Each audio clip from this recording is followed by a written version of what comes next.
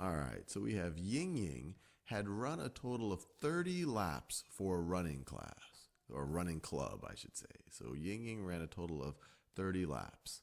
Then Ying Ying ran 4 more laps before school. So she ran 4 more laps before school, 3 more laps at lunch, 3 more laps at lunch, and 2 more laps at recess. Ying Ying's doing a lot of running. 2 more laps at recess. So what I want to do is I want to figure out the total number of laps that Ying Ying ran, and I'm going to do it using a number line. So let's draw a number line here. Let's draw a number line. Let's draw a number line. And Ying Ying starts at 30 laps. She had run 30 laps, and then she keeps running more laps than that. So my number line, I could start it wherever I want, but it might be convenient to start it at 30, and I could do it at 29, and then I could go 30. Actually, let me just keep going up from there. 31, 32, 33, 34, 35. A few more left. 36, 37, 38, 39, and let's say 40. And I could go all the way to 41. That's how much space I have. So let's see. Ying Ying started at 30 laps.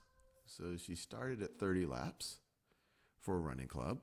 Then Ying Ying ran 4 more laps before school. So on the number line, if I go 4 more, that's going to be to the right. I'm going to be increasing by 4. So I'm going to be increasing by 1, 2, 3, 4. So those 4 laps before school take us from 30 to 34. And then she runs 3 more laps at lunch. So then from the 34, she's going to go 1, 2, 3 to 37. She's going to go to 37. So that's what those 3 more laps at lunch do for us. And then 2 more laps at recess. So she was at 37, and now we're going to go 1, 2 to 39. So how many total laps does Ying Ying run?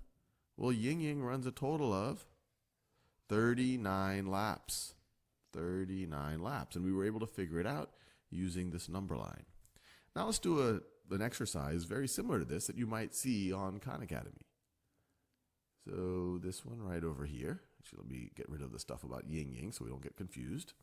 So this says, and it's a little bit smaller, but hopefully you can see what it says. A red ant army started with 100 marching ants. So we're going to start with 100. And actually, they tell us, well, let me just read the whole thing. Started with 100 marching ants. Then the red army lost 3 ants down a hole. So actually, let me get it. So lost 3 ants down a hole. 3 ants were eaten by a bird. That's unfortunate. And 1 ant just blew away. I guess ants are fairly light creatures, so that makes sense. 1 ant blew away.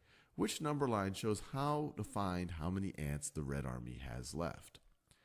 Well, the army started with 100 marching ants. We underlined that over here. So we need to start with 100. So we need to start with 100. This one starts with 10. So I can immediately rule this one out. And so we could just select that one, but let's just make sure it makes sense. So we start with 100, and then we lose 3 ants down a hole. So we're going to go down. Remember, we're losing ants. So we're going to go to the left of the number line. We're going to go to lower values. We're going to go down 1, 2, 3. So these are the 3 ants we lose down a hole. So 3 down the hole. Then we have 3 that were eaten by a bird.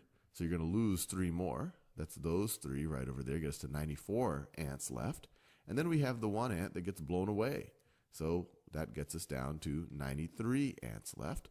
So the red army, or the red ant army, has 93 ants left. 93 ants left. And we are done.